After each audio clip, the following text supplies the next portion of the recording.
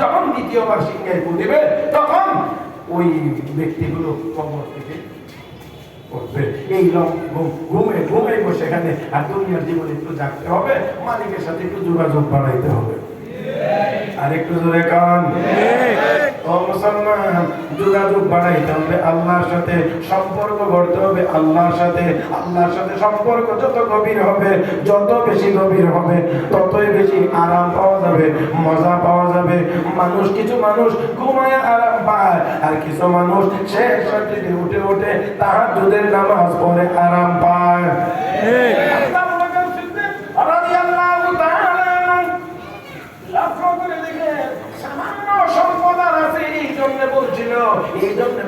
ক্ষতিগ্রস্ত আল্লাহ কোনা আমার আবু বকর ক্ষতিগ্রস্ত না লাভবান। আল্লাহ আসরের কসম করে জবাব দিয়ে বলেন, আসরের সময় মানে হলো আসরের নামাজের সময়। কবরে মানুষ দেখবে আসরের সময়। 3 নম্বর ব্যাখ্যা হলো আসর মানে হলো আমার নবীর হায়াতে মুবারাকা, নবীর জীবনের কসম। আল্লাহ রাব্বুল আলামিন কসম করে তাদের ওই কথার জবাব দিয়ে বলেন, ইন্নাল ইনসানা লাফি খুসর, নিশ্চয়ই সমস্ত মানুষ ক্ষতিগ্রস্ত।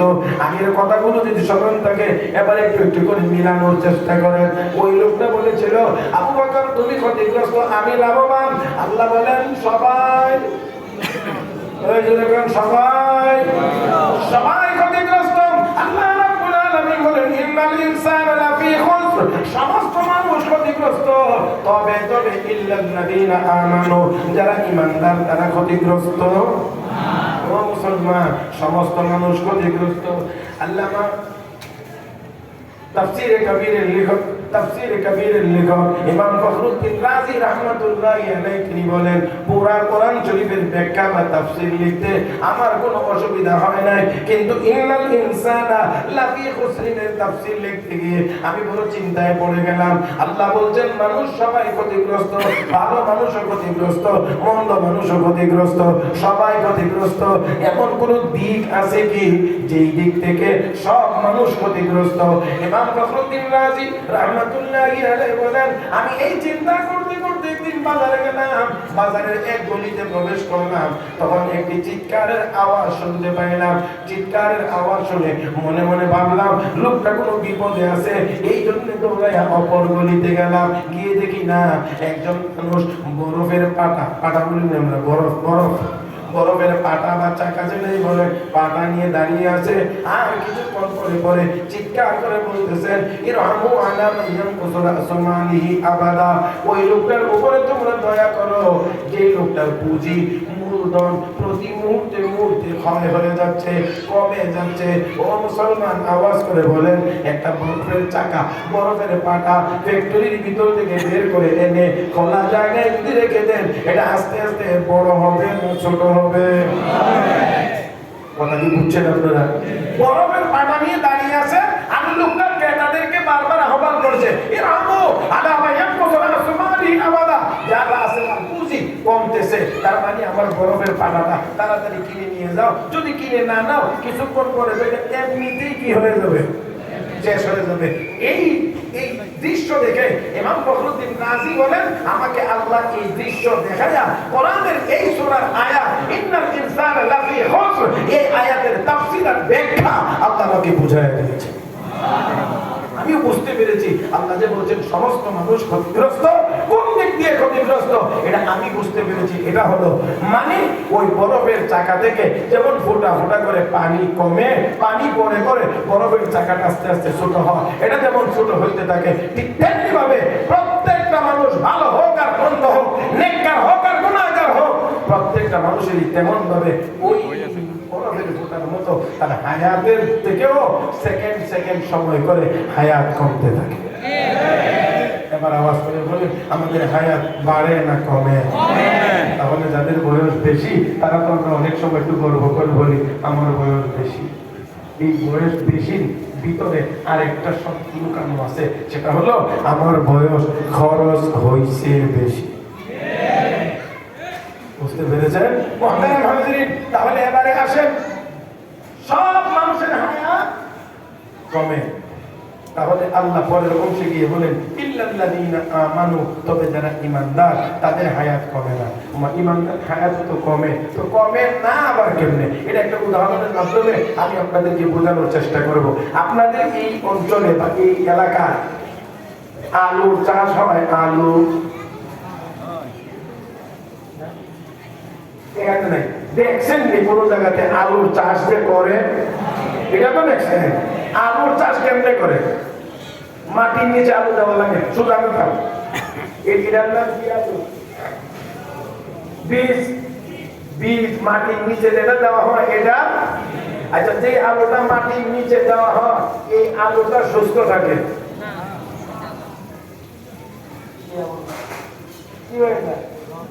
বসে যায় না?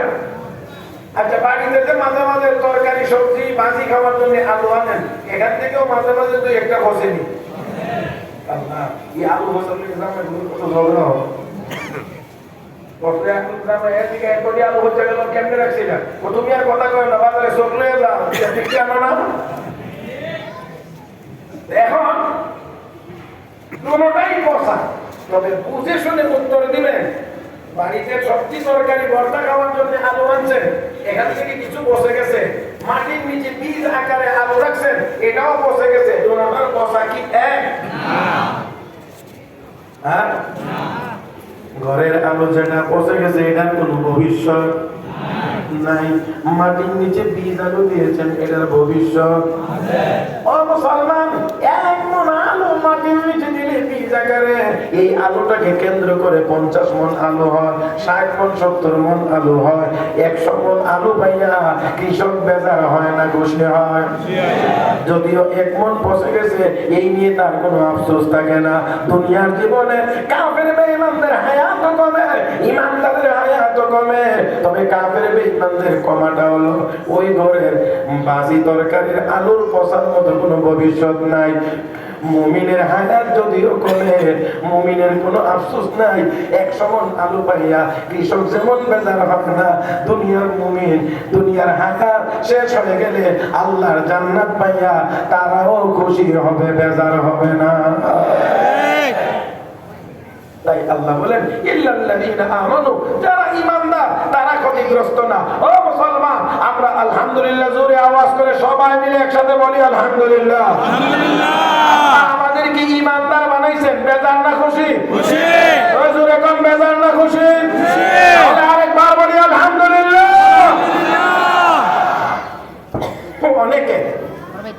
অনেকে মাঝে মাঝে বলে আমরা থেকে ইহুদিরাই ভালো। আমি বলি প্রত্যেকে ভালো হতে পারে, তবে মুমিনের চাইতে ইহুদি কোনোদিন ভালো হতে পারে না। রাসূল বলেন লা তাকুমু সাআ হাত্তা ইউকালা ফিল আরদি আল্লাহ আল্লাহ আল্লাহ আল্লাহ বলার মতো একজন মানুষ দুনিয়াতে জিন্দা থাকবে, দুনিয়া কিয়ামত হবে না। তাহলে দুনিয়া ভরা কাফের বেঈমান থাকলে দুনিয়া ঠিক থাকবে না, কিন্তু একজন ইমানদার যদি জিন্দা থাকে, একজন ইমানদারের সৌজন্যে আল্লাহর আসমান ঠিক থাকবে, জমিন ঠিক থাকবে, চন্দ্র সূর্য ঠিক থাকবে, সাগর মহাসাগর সব ঠিক থাকবে। কিন্তু আমরা থেকে ইহুদিরা ভালো, আমরা থেকে এরা ভালো, আমরা থেকে হেরা ভালো না। না, দুনিয়ার 800 কোটি মানুষের মধ্যে ইমানদাররা শ্রেষ্ঠ। আলহামদুলিল্লাহ। 800 কোটি মানুষের মধ্যে ইমানদাররা শ্রেষ্ঠ। ইমানদারদের মধ্যে হক্কানি উলামায়ে কেরাম শ্রেষ্ঠ। হক্কানি উলামায়ে কেরামের মধ্যে 4 মাযহাবের ইমামগণ শ্রেষ্ঠ। 4 মাযহাবের ইমামগণের মধ্যে ইমামগণের চাইতে তাবিঈনগণ শ্রেষ্ঠ। তাবিঈনগণের চাইতে সাহাবায়ে কেরাম শ্রেষ্ঠ। সাহাবীদের মধ্যে 3500 শ্রেষ্ঠ। 3500 এর মধ্যে 1450 শ্রেষ্ঠ। 1450 এর মধ্যে 313 জন শ্রেষ্ঠ। 313 জনের মধ্যে 10 জন শ্রেষ্ঠ। 10 জনের মধ্যে 4 জন শ্রেষ্ঠ। 4 জনের মধ্যে 1 জন শ্রেষ্ঠ। আর সকল সাহাবীদের চাইতে সকল নবীগণ শ্রেষ্ঠ। সকল নবীগণের মধ্যে 313 জন। 313 জন যারা রাসূল ছিলেন তারা শ্রেষ্ঠ। 313 জনের মধ্যে উলুল আজমি মিনার রাসূল 5 জন বা 7 জন পয়গম্বর শ্রেষ্ঠ। আর এই 5 বা 7 এর মধ্যে আমার আপনার নবী হলেন সকলের শ্রেষ্ঠ। সুবহানাল্লাহ। তাহলে এবার বলেন কাফের বেঈমান শ্রেষ্ঠ না ঈমানদার শ্রেষ্ঠ? আর একটু আস্তে করুন। বলে আবার মহব্বতে বলি আলহামদুলিল্লাহ। আলহামদুলিল্লাহ। ঈমানদার যত বড় গুনাহগারী হোক না কেন অবশ্যই অবশ্যই ঈমানের বদৌলতে কোন না কোন দিন সে অবশ্যই কোথায় যাবে? মান ক্বালা লা ইলাহা ইল্লাল্লাহ দাখালাল জান্নাহ, লা ইলাহা ইল্লাল্লাহ মুহাম্মাদুর রাসূলুল্লাহ এই কালেমা পড়বে অবশ্যই কোথায় যাবে? আর আমার আল্লাহ বলেন ইন্নাহু মান ইউশরিক বিল্লাহ ফাকাদ হারামা আল্লাহু আলাইহিল জান্নাহ, যারা আল্লাহর সাথে শরীক করবে তাদের জন্য জান্নাত হারাম। আমার ভাইরা মনে রাখতে হবে, কারোর সাথে আমাদের সম্পর্ক ভালো থাকতে পারে, কিন্তু মনে রাখতে হবে জান্নাতে যাওয়ার মাপকাঠি হলো ঈমান। জান্নাতে যাওয়ার মাপকাঠি হলো ঈমান। জান্নাতে যাওয়ার মাপকাঠি হলো ঈমান। ঈমান নাই জান্নাত নাই। হযরত আবু বকর সিদ্দিকের ঈমান নাই না আছে? আল্লাহ বলেন ইল্লাল্লাযীনা আমানু, তারা ক্ষতিগ্রস্ত না যাদের ঈমান আছে। আলহামদুলিল্লাহ আমাদেরও ঈমান আছে। যারা বলবেন না তাদের দুনিয়া সন্দেহ আছে নাকি? আমি আবার বলছি আলহামদুলিল্লাহ আমাদেরও ঈমান আছে। আবু বকরের ঈমানের সাথে তুলনা করা যাবে না। নবী বলেছেন গোটা উম্মতের ঈমান যদি এক পাল্লায় রাখা হয়, আমার আবু বকরের ঈমান আরেক পাল্লায় রাখা হয়, আমার আবু বকরের ঈমানের পাল্লা ভারী হয়ে যাবে।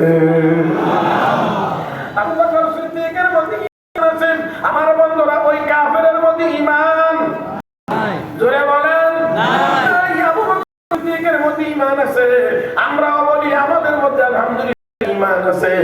ডোনাল্ড ট্রাম্পের কাছে নাই, নরেন্দ্র মোদীর কাছে নাই, ভ্লাদিমির পুতিনের কাছে নাই, চায়নার শি জিনপিং এর কাছে নাই। তাহলে তারা আমাদের চাইতে আল্লাহর রহমতে দামি হইতে পারে না? মুসলমান ঈমানদাররা জান্নাতে যাবে, জান্নাতের বহুতল ভবনে বসে বসে জান্নাতের আরাম আনন্দ উপভোগ করবে, খাইবে পান করবে।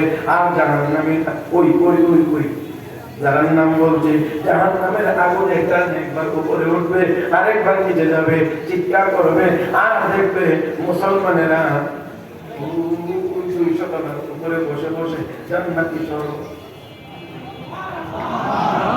ونادى أصحاب النار أصحاب الجنة أن أفيضوا علينا من الماء أو مما رزقكم الله قالوا إن الله حرمهما على الكافرين।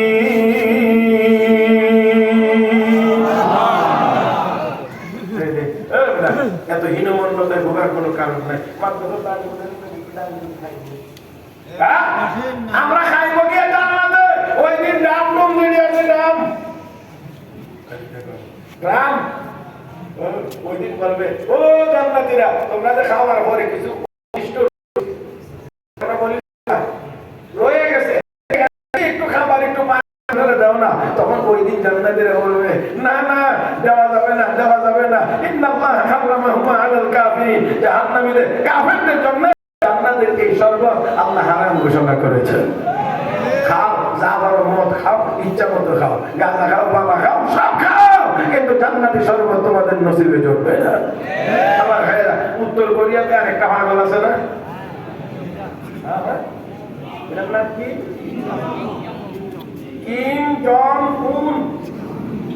এত সহজে আসবে না, আমাদের সহ 200 বার নষ্ট করুন লাগছে। এর কাছে বলে ওই মদ সবচেয়ে বেশি প্রিয় যে মদের বোতলের ভিতরে আস্তা একটা কুকড়া সাপ ডুবানো থাকে। এই মদ হলো এর কাছে সবচেয়ে বেশি প্রিয়। এই মদ বিদেশ থেকে আনে আর এটা সে পান করে। আমরা বলি পান করো, পাগলামি যা আছে সব দুনিয়াতে সেরে নাও, কারণ মরার পরে আর কিছুই নাই। আর আমরা যতটুকুই কষ্ট হোক দুনিয়ার জীবনেই করবো, আর যতটুকু পাই আলহামদুলিল্লাহ, বাকি আমাদের আরামের জন্য আল্লাহ জান্নাত নির্ধারণ করে দিয়েছে। إن الذين آمنوا وعملوا الصالحات كانت لهم جنات الفردوس نزلا। ঈমানদার হবে যারা, নেককার হবে যারা, তাদের ঠিকানা হবে জান্নাতুল ফিরদাউস। আমার কোনো টাইম নাই,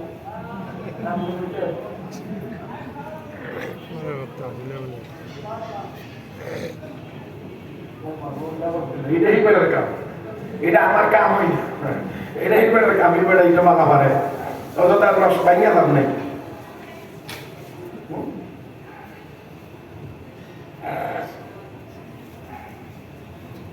আল্লাহ আপনারা কষ্ট হইতেছে না?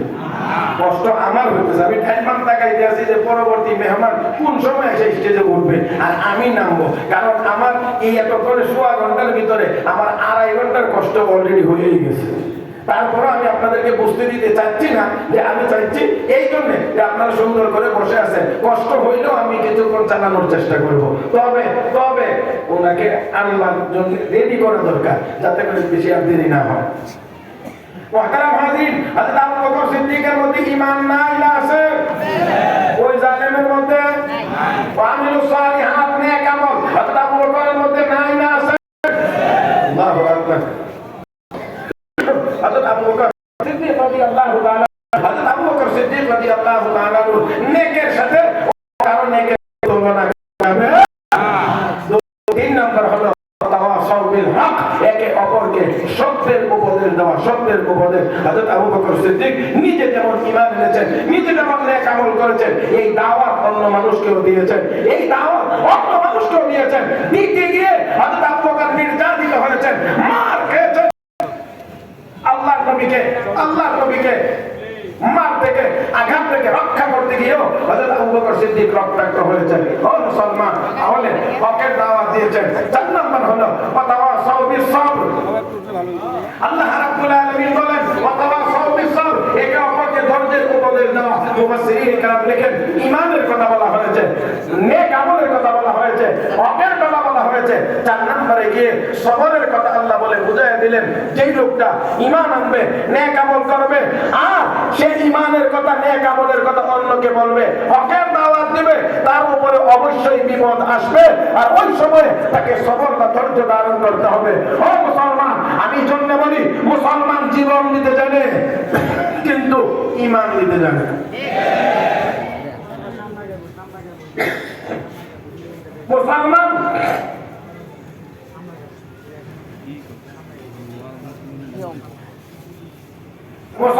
জীবন দিতে জানে, ঈমান দিতে।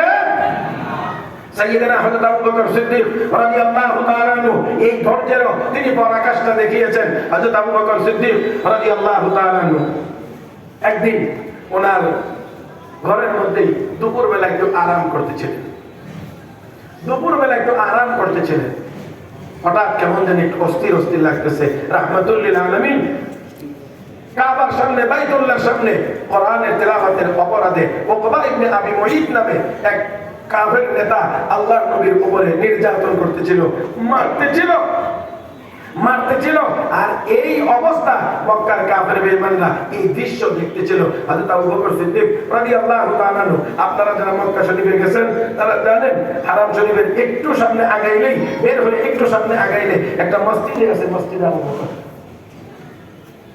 আবু বকর নামে একটা মসজিদ আছে। এই মসজিদে আবু বকরটাই হযরত আবু বকর সিদ্দিকের বাড়ি। এখনের মতো এমন সমতল তর তখন ছিল না। হঠাৎ করে কেমন জানি কানের মধ্যে আওয়াজ গেছে, আর এই আওয়াজ শুনে কাপড় চোপড় তখন সবগুলো নাই, যেমন আমরা গেঞ্জি পরে থাকি এরকম সাধারণ কাপড় ছিল। হযরত আবু বকর দৌড়ে আসলেন। আয়সা দেখে সবাই তামাশা দেখতে আছে, আর আমার নবীকে ওই জালেম আঘাত করতে আছে। এই মানব প্রাচীর ভঙ্গ করে ভেদ করে হযরত আবু বকর গিয়ে ওই জালেমকে ধাক্কা দিয়ে সরাইলেন, আর বললেন আতাকতুলু রাজুলান আইয়াকুল রাব্বি আল্লাহ, একজন মানুষ আল্লাহর কথা বলে, আর এই জন্য তুই তাকে মারতে আসিস, আঘাত করতে আসিস, হে বাবা, তোর কি একটু লজ্জাও লাগে না? ধাক্কা দিয়ে সরাইয়া নবীকে নিয়ে আসলেন। সে হতভম্ব হয়ে গেল, কিছু বলে না। কিছুক্ষণ পরে এই লোকটা কে? কয়টা উসমান ইবনে আবু বকর তার বাবার নাম আবু কুহাফা, ওসমান ইবনে আমির আবু কুহাফা, তার ছেলে আবু বকর। তাই নাকি? বলে হ্যাঁ। এবার নবীর উপরে না, এবার আবু বকরের উপরে হামলা। সিদ্দিক আকবর রাদিয়াল্লাহু তাআলা আনহু রক্তাক্ত হয়ে গেলেন, একেবারেই রক্তাক্ত হয়ে গেলেন। এমন মার মারছে, বেহুশ অবস্থায় বাড়িতে নেওয়া হয়েছে। সিদ্দিক আকবর রাদিয়াল্লাহু তাআলা আনহুর মা পাশে বসে শুধু কাঁদতেই ছিলেন। হযরত আবু বকরের জ্ঞান যখন ফিরছে, চোখ খুললেন, খোলার পরে মা বলতে আছেন, নে বাবা, একটু দুধ আছে, একটু দুধ পান কর। হযরত আবু বকর বললেন, মা দুধ পান করবো, পরে আগে একটু জানাও আমার নবী কোন হালতে আছে।